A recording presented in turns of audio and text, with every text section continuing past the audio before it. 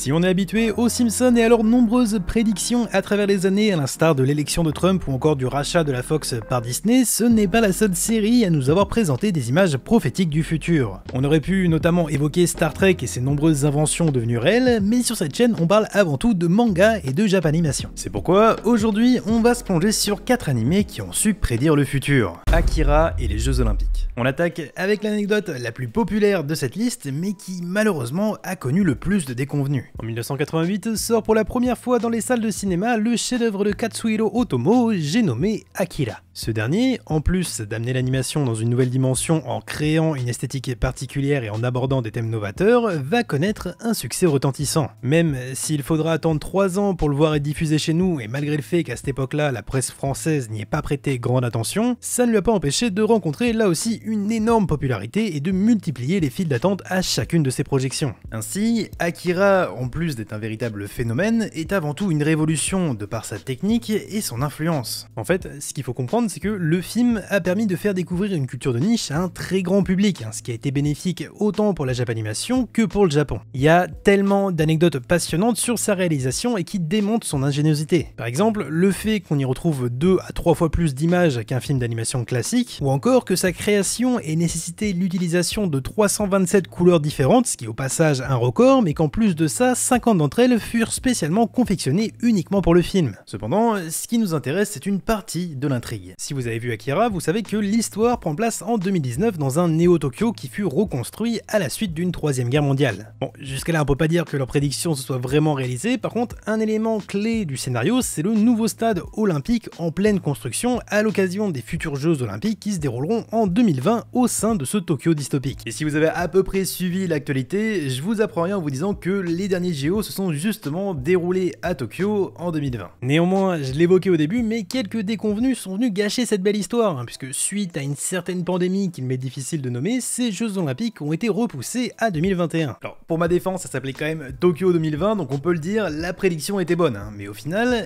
est-ce que le film n'aurait pas également prévu cette annulation? Après tout, au vu de la fin du film, il semble difficile d'imaginer qu'un tel événement sportif ait pu se dérouler l'année suivante. Mais le plus troublant, c'est que lorsque l'on voit une affiche promotionnelle pour l'événement, on peut y lire un tag appelant à l'annulation des Jeux Olympiques de Tokyo 2020. En vrai, ne soyons pas crédules, même si ça permet de continuer de faire vivre l'œuvre dans nos esprits, on se doute bien que c'est simplement un enchaînement de coïncidences. Ou peut-être pas, qui sait. Il s'avère qu'il y a quelques rumeurs affirmant que le film aurait été utilisé pour promouvoir l'acceptation des JO au sein de Tokyo. Et en soi, c'est pas si déconnant, puisque à l'origine, la cérémonie d'ouverture devait commencer par une scène où l'on aurait vu des danseurs arriver sur une moto similaire à celle du manga. Malheureusement, ce fut annulé à cause de raisons un peu obscures et je trouve ça quand même dommage, parce que comme je l'évoquais au début de cette partie, la sortie d'Akira a permis un rayonnement de la culture japonaise dans le monde entier, et quoi de mieux qu'un tel événement pour lui rendre hommage. Après, d'un autre côté, utiliser une œuvre autant anti-système pour en faire un élément marketing pour le système,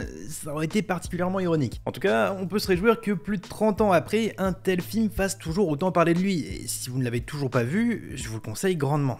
Megazone 23 et les chanteuses virtuelles. Si je vous parle d'Hatsune Miku, vous pensez directement à cette jeune idole totalement virtuelle, qui depuis de nombreuses années déchaîne les foules au point d'avoir créé autour d'elle une puissante fanbase remplie de nombreux admirateurs. Cependant, malgré une popularité sans nom, Hatsune n'existe pas et n'est en soi qu'un simple modèle 3D. Alors c'est vrai que c'est pas la seule dans ce cas-là, on peut parler des jumelles Rin et Len Kagamine, pourtant c'est assurément la plus populaire, on trouve ses nombreux concerts aux 4 coins du monde. Néanmoins, bien que ce phénomène trouve ses racines en 2004 avec l'apparition du logiciel Vocaloid, une œuvre l'avait prédit bien avant, très exactement en 1985. Dites bonjour à Megazone 23. Alors, comme je l'ai dit, c'est sorti en 1985, et bien que les 4 OAV qui composent la série aient connu un certain succès à l'époque, aujourd'hui, l'animé a un peu disparu des mémoires. Mais c'est pas très grave, puisque avec cette vidéo, on va essayer de changer ça. Dans Megazone 23, on découvre que le monde dans lequel nos protagonistes évoluent n'est pas ce qu'il semble être. En réalité, ces derniers vivent dans une reproduction virtuelle de Tokyo qui se situe en orbite de la Terre au sein d'un gigantesque satellite du nom de Megazone. En gros, c'est un peu comme dans Matrix, sauf que c'est sorti quasiment 15 ans 3 ans plus tôt. Au sein de l'anime, on retrouve un personnage important, celui d'Eve. Je vais pas rentrer dans tous les détails, mais ce qu'il faut retenir, c'est que c'est une idole extrêmement populaire. Ses musiques sont diffusées dans toutes les zones possibles, elle anime une émission télévisuelle touchant une large audience, si bien que c'est même le fantasme de bon nombre de jeunes hommes. Seulement, à l'instar de leur monde, elle aussi est totalement virtuelle. Alors certes, ça fonctionne sous le même principe que nos idoles made in Vocaloid, puisque l'on apprend que sa musique et son image sont entièrement générées par ordinateur, mais ça va bien plus loin. Dans Megazone 23, Eve est avant tout un élément d'une intelligence artificielle existante pour protéger l'humanité, et pour ça, son rôle à elle est de conserver les gens dans la joie et l'ignorance de la réalité afin d'assurer leur sécurité. Bon, bien évidemment, c'est pas aussi poussé en vrai, à moins qu'en réalité Hatsune Miku soit la mascotte d'un immense complot mondial, mais bon, j'espère pas quand même. Plus qu'une réelle prédiction, Megazone 23 et sa chanteuse populaire Eve nous démontrent bien que le concept des idoles virtuelles était perçu comme quelque chose qui serait inévitable dans le futur. Certes, leur place n'est pas aussi importante dans notre société que de réels chanteurs, mais qui sait, dans les décennies à venir, peut-être que cette tendance s'inversera, profitant de l'avancée perpétuelle de la technologie pour nous proposer un tout nouveau style de star. Tokyo Magnitude 8 et le ravage du Japon. Bon, là, on va évoquer un événement beaucoup moins amusant, mais qui est assurément l'un des plus intéressants. Pour ça, il faut qu'on parle de Tokyo Magnitude 8. Dans ce dernier, on fait la connaissance de Mirai, 13 ans, qui, accompagné de son petit frère Yuki, âgé de 8 ans, se retrouve seul au sein d'un centre commercial. Jusque-là, rien de palpitant, mais le titre de l'anime va très rapidement prendre tout son sens. Tandis qu'il flânait dans les magasins, un terrible séisme de magnitude 8 vient secouer Tokyo, provoquant l'effondrement de nombreux bâtiments et projetant la ville dans le chaos total. J'en rajoute un peu, c'est pas non plus la fin du monde, mais c'est suffisant pour venir perturber le trafic routier, causer des pannes de réseau et surtout provoquer des centaines de décès. Le point intéressant avec cet anime, c'est que sa création s'est basée sur une prédiction. En effet, Tokyo Magnitude 8 a été coproduit par les studios Bones et Kinema Citrus qui ont pris soin de faire un maximum de recherches sur les effets des tremblements de terre en récoltant de nombreux témoignages d'anciens survivants. Ainsi, leur volonté première était de montrer ce qui se passerait si Tokyo se retrouvait face à un tel événement, puisque selon certaines études au moment de la sortie de l'anime, la capitale du Japon avait 70% de chances d'être touchée par un tremblement de terre de magnitude 8 dans les 30 années qui suivaient. C'est pourquoi, au sein de l'anime, ils ont imaginé qu'elle serait l'épicentre d'un séisme qui ravagerait la région du Kanto. Cependant, un élément que je vous ai pas dit, c'est que l'anime est sorti en 2009. Si bien que 2 années plus tard se produisait un événement terrible pour le Japon, le séisme de la côte pacifique du Tohoku. Alors, ce dernier trouva son épicentre à quelques centaines de kilomètres de Tokyo au sein de la région du Tohoku, donc contrairement à l'anime, il n'a pas touché directement à la capitale, mais par contre sa magnitude était bien plus élevée, puisqu'on parle d'un tremblement de terre de 9,1. Donc on peut se dire que la prédiction comme quoi le Japon allait connaître un gigantesque séisme s'est avérée vraie, par contre ce qui est intéressant c'est de savoir si l'anime avait bien prédit la suite des événements. Ce qu'il faut comprendre c'est que l'archipel du soleil levant est habitué depuis des décennies à faire face à ce genre de situation, et alors que l'anime nous montre des tas de morts dus à l'effondrement de différents édifices suite aux nombreuses secousses et répliques, la réalité fut totalement différente. En fait, les constructions parasismiques japonaises sont tellement de qualité que très peu de personnes sont décédées directement à cause du tremblement de terre. En réalité, ce qui a surtout causé un drame sans nom, c'est le tsunami qui a suivi. On parle de 90% des morts et disparus dus à ce tsunami. Et surtout, c'est ça qui a provoqué le plus de dégâts matériels, à l'instar de la centrale nucléaire de Fukushima, si bien qu'aujourd'hui, ce séisme est considéré comme le plus onéreux de l'histoire. Mais en soi, c'est pas grave si l'anime n'a pas visé 100% juste, puisque on n'est pas à l'abri que ça finisse vraiment par arriver au sein même de la capitale nippone. En réalité, dans Tokyo Magnitude 8, on nous montre surtout l'impact psychologique sur les victimes, le fait par exemple de faire face à la disparition de leurs proches, ou pire, de leur décès. L'idée, c'est de montrer ce que des gens peuvent vivre dans ce genre de situation,